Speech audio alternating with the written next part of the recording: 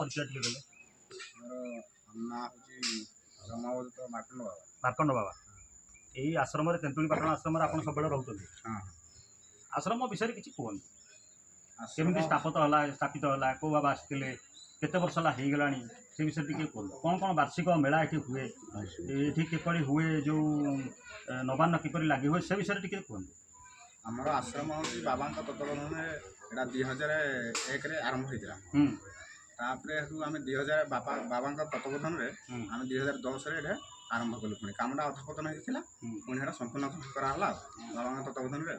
2010ରେ ପ୍ରତିଷ୍ଠା ବାବାଙ୍କ ତତ୍ତ୍ୱାବଧାନରେ ସେଦିନ ଚାଲି ଆସିଛି। ଏଇଟା କାର୍ତ୍ତିକ ମାସର ପ୍ରଥମ ପଞ୍ଚୁକରେ ଏଇଟା ଆମର ବାର୍ଷିକ ଉତ୍ସବ ହେଉଥିଲା ପ୍ରତ୍ୟେକ ବର୍ଷ।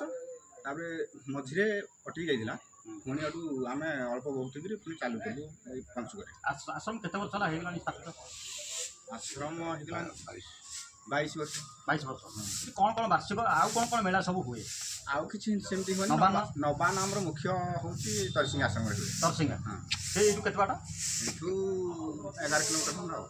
ପ୍ରତ୍ୟେକ ବର୍ଷ ଅଁଳା ନବମୀ ଦିନ ଏଠି ବାର୍ଷିକ ମେଳା ହୁଏ। ହଁ। କେତେ ମୂର୍ତ୍ତି ବକଳଧାରୀ ବାବା ଆସନ୍ତି? ବାବା ଆମର ଆସନ୍ତି, କିନ୍ତୁ ସେ ଆସିପାରିନାହାନ୍ତି ତାଙ୍କର କର୍ମ ଇଏ ଯୋଗୁଁ ଆଉ। ଆମର 3-4 ମୂର୍ତ୍ତି ବାବା ଆସନ୍ତି ଆଉ। ଏଇଠି ରହୁଛନ୍ତି। ଆଶ୍ରମ ପ୍ରତିଷ୍ଠା ବ୍ରଜକିଶୋର ବାବା କରିଛନ୍ତି। ବାବାଙ୍କ ତତ୍ତ୍ୱାବଧାନରେ ଆଶ୍ରମ ହେଇଛି। ଆଚ୍ଛା। ବ୍ରହ୍ମ ମହିମାଳି ବ୍ରହ୍ମ ପ୍ରସନ୍ନମାସ କାକରାଜ ଗ୍ରହଣ ଆବାଲ୍ୟ ବୁଦ୍ଧମନ୍ତ ଶାନ୍ତି ଲହନ୍ତ ମହାବ୍ରହ୍ମ ମହିମାଳି ପ୍ରଭାବ ଦୁଃଖ ନିବାରଣ